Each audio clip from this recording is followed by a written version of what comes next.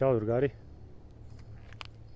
evo me na jednom kamp mestu koje sam ja našao na Fruškoj gori i samo par malih savjeta, naravno uz pogledajte minimalno novca, jer došli smo da odmorimo ovdje, a ne da se opteretimo. Savjeti da za kampovanje sa minimalno, vidite ovdje sam poneo 2 vreće. Zašto? Zato što sam zaboravio da ponesem dušek, tačnije da naručim to može dušek običan, bukvalno za plažu, pa sam 2 vreće poneo da bi mi bilo podloga mekša, i to sam pozajmio. Tako da vam kažem, šta nemate pozajmite. Evo ovdje je šator oko 3.500 za jednu osobu. Evo pogledajte ovu rasklopljivu stolicu.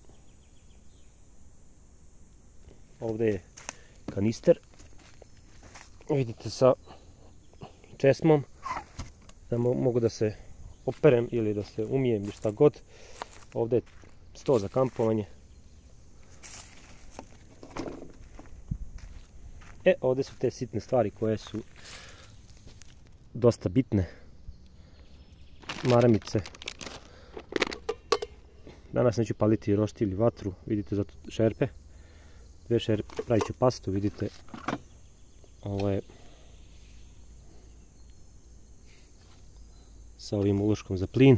Evo ga. Uvijek ponesete barem jedan, imate minimalno jedan rezervni ili viška, vodu, i to ne bilo koju, nego s golije alkalnu, jako bitna hidratacija.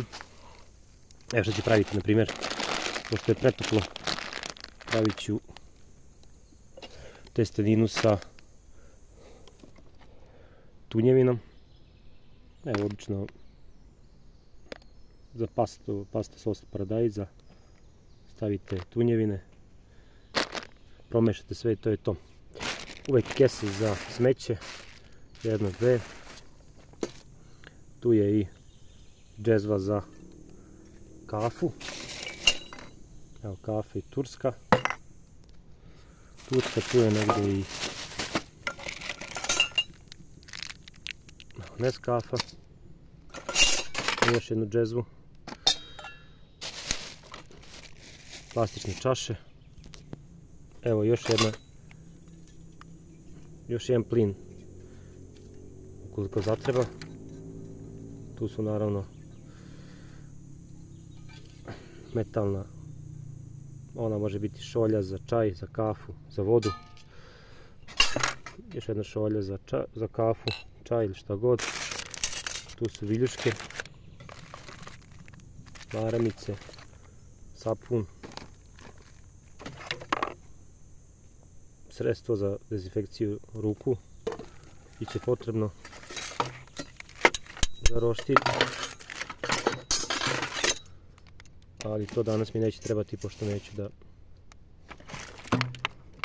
da pečem roštilj, nego ću praviti neki drugi ručak, vidite, za suđe sredstvo. Tu je žicer za roštilj, uvijek imamo u ovom setu sve to, i naravno možda jedna od najbitnijih stvari, to je zuku. Možete uzeti bilo koji, ali zuku je koristalasi, tako da je dosta dobra stvar za komarce koji sad ima svude. Čajna lampa mora biti napunjena, ali sam svakako poneo i power bank.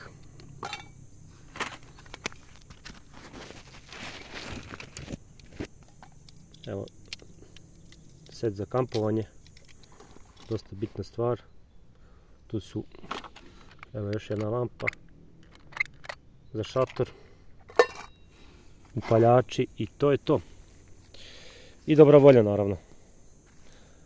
Toliko od mene. Ovdje ću da napravim kamp. I naravno što je dosta bitno, dobra volja je bitna, jer ovo nije glamping, ne treba bude sve fancy, nego jednostavno, bukvalno za 10-15 hiljada dinara možete da